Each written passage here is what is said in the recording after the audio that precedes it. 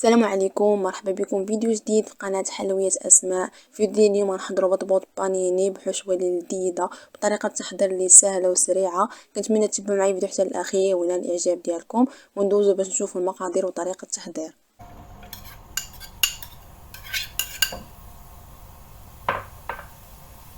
غادي نخليوها تشحر شويه، نحركو فيها على نار متوسطه حتى تشحر.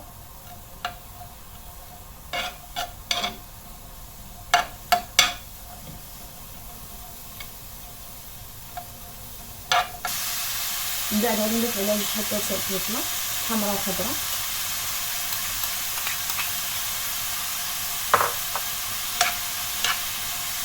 غادي نضيف كذلك جوج حبات جزر مفكوكين،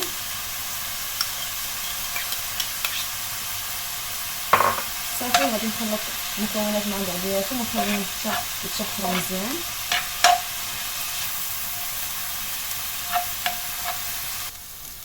من بعد ما تشحروا لنا البنات الخضراء مزيان كما كتشوفوا، غادي نضيف عليهم كفته،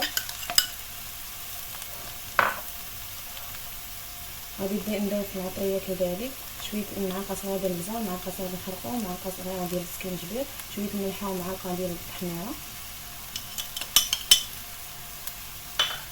صافي غادي نخلطوهم مزيان ونخليهم حتى يتشحروا.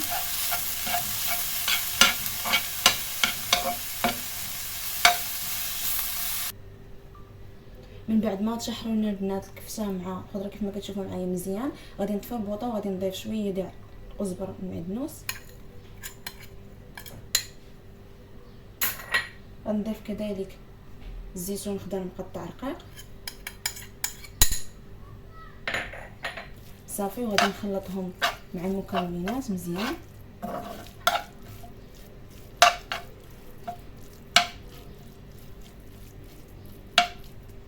غادي نخليوها تبرد وغادي ندوزو باش نوجدوا العجين تاع البطبوط اللي بغا نحضروا اليوم. بالنسبه للمكونات ديال العجين نحتاجو 4 الكيسان تاع الفورص خاص بالحلويات،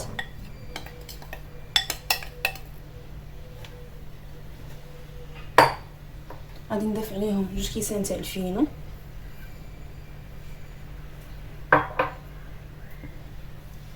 شويه تاع الملحه ومعلقه ديال الحليب بودره،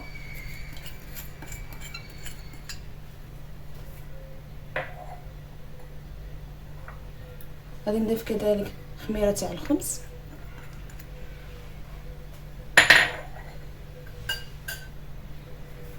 غادي نخلط المكونات مع بعضياتهم.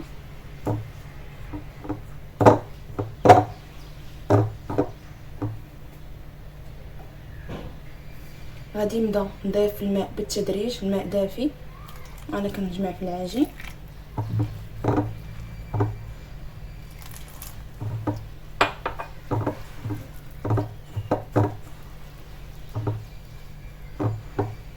صافي غنستمر انا كنضيف في الماء حتى نجمع العجين ونرجع لكم.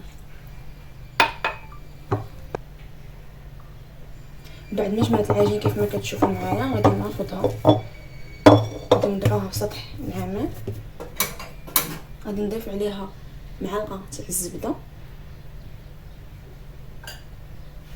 صافي وغادي نبدا ندلكها مع المكونات شويه مع العجين.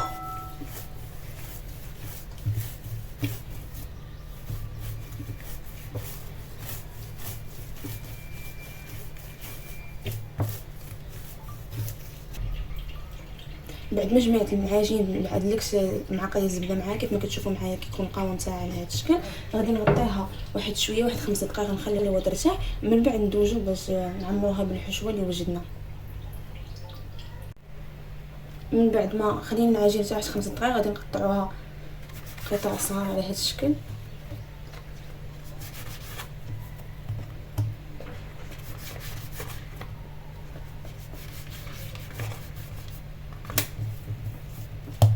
غادي نبداو نشكلو في الكره تاعنا.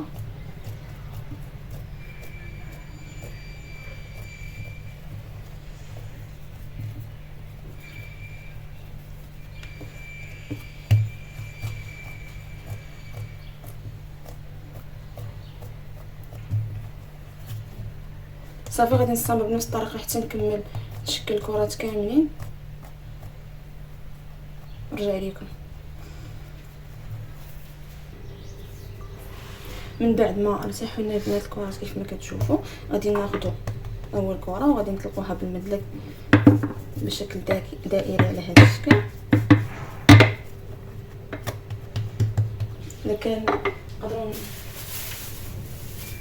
نعاونوا حتى بالفينو، شويه الفينو غير شويه ماشي بزاف.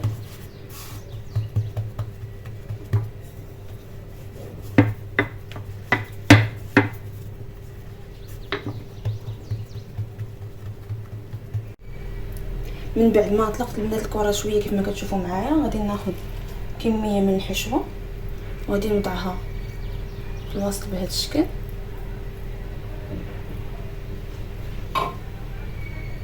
غادي نضيف كذا شويه الفرماج حمر صافي، وغادي نبدا نجمع في العجين بهذا الشكل.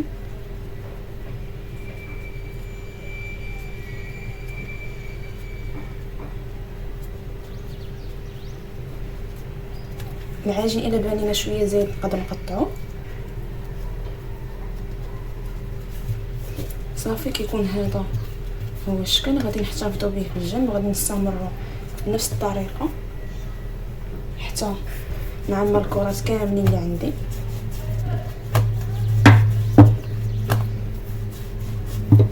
ونرجعوا باش نديرهم في آلة بانيني باش نحمروهم. من بعد غادي ناخذ آلة ديال البانيني وغنوضعوا فيها اول كره شكلنا على هذا الشكل، وغادي نخليها حتى تحمر صافي. وغادي نرجعوا لكم غنكمل بنفس الطريقه الكرات كاملين اللي عندي، نرجعوا لكم باش تشوفوا الشكل النهائي تاعي بطبوط بانيني اللي حضرنا اليوم. من بعد ما وجد البنات بطبوط بانيني اللي حضرنا اليوم كيف ما كتشوفوا معايا كيجي خاوي من الوسط وكيجي محمر على هذا الشكل. كنتمنى تجربوه حتى نتوما ونال الاعجاب ديالكم، ونتلاقاو في وصفه جديده ان شاء الله.